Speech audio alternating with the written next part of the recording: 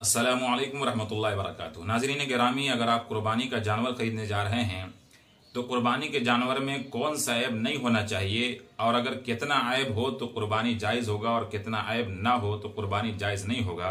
ये सब चीज़ें इसकी वीडियो में मैं आपको बताऊंगा।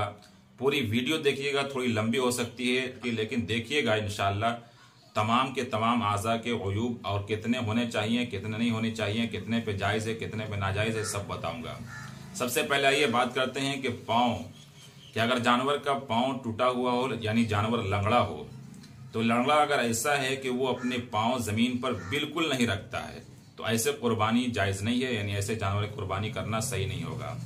दूसरे, अगर पाँव तो रखता है लेकिन बिल्कुल नहीं रख सकता, थोड़ा बहुत रख लेता है तो फिर ऐसे कुर्बानी जायज़ है, ऐसे जानवर की कुर्बानी कर सकते हैं।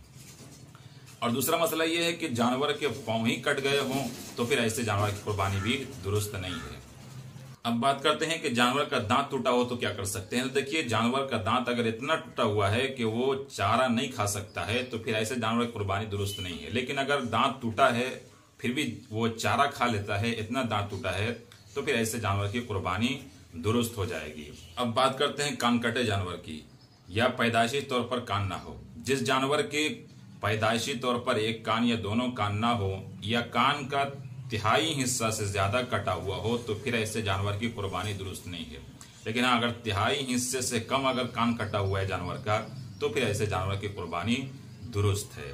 देखिए, अब बात करते हैं सींग टूटे जानवर की या सींग ना हो ऐसे जानवर की कुर्बानी करना कैसा है। तो एक बात समझ लीजिए कि सींग या तो पैदाइशी तौर पर नहीं है या फिर है तो छोटे छोटे हैं, तो ऐसे जानवर की कुर्बानी भी दुरुस्त है।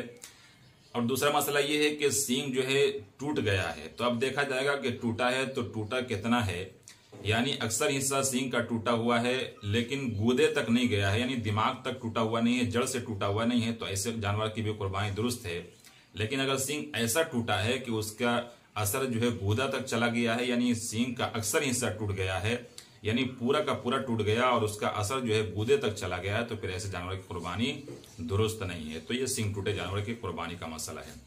अब आइए आगे बात करते हैं दुम कटे जानवर की कुर्बानी की। तो दुम कटे जानवर की मसला ये है कि अगर दुम तिहाई हिस्से से ज्यादा कटा हुआ हो तो फिर ऐसे जानवर की कुर्बानी दुरुस्त नहीं है। लेकिन थन कटे जानवर या थन खराब हो तो ऐसे जानवर की कुर्बानी दुरुस्त है या नहीं, तो इस बारे में समझ लीजिए कि अगर गाय, भैंस और इसी तरीके से ऊंट के एक थन खराब हो, बकिया तन ठीक हो तो फिर ऐसे जानवर की कुर्बानी दुरुस्त है।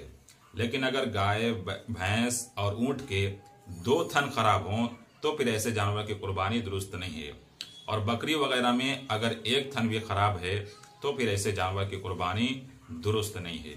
अंधे जानवर की कुर्बानी दुरुस्त है या नहीं, तो देखिए एक बात समझ लीजिए, जानवर बिल्कुल अंधा हो या एक तिहाई से ज्यादा बिनाई चली गई हो तो फिर ऐसे जानवर की कुर्बानी दुरुस्त नहीं है।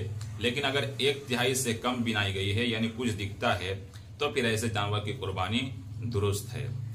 नाक कटे जानवर की कुर्बानी दुरुस्त है ही नहीं, तो देखिए नाक अगर पूरी कटी हुई है तो ऐसे जानवर की कुर्बानी दुरुस्त नहीं है। लेकिन अगर इतना कटा हुआ है कि अगर नथुनी डाल रहा है तो नथुनी डला जा रहा है, रस्सी वगैरह, तो फिर ऐसे जानवर की कुर्बानी दुरुस्त है। अब बात करते हैं कि जिस जानवर की जबान कटी हो ऐसे जानवर की कुर्बानी दुरुस्त है या नहीं। तो देखिए, आधी या आधे से जायद अगर किसी जानवर की जबान कटी है तो ऐसे जानवर की कुर्बानी दुरुस्त नहीं है।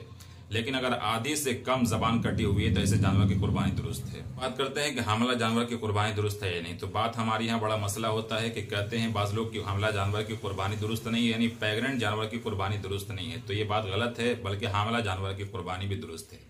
ऐसे खस्सी जानवर की बात करते हैं तो खस्सी जानवर की कुर्बानी भी दुरुस्त है।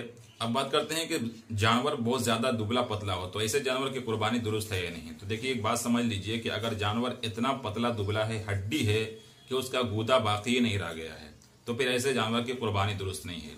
लेकिन अगर दुबला पतला है और वो चल फिर रहा है, गूदा बाकी है, तो फिर ऐसे जानवर की कुर्बानी दुरुस्त है।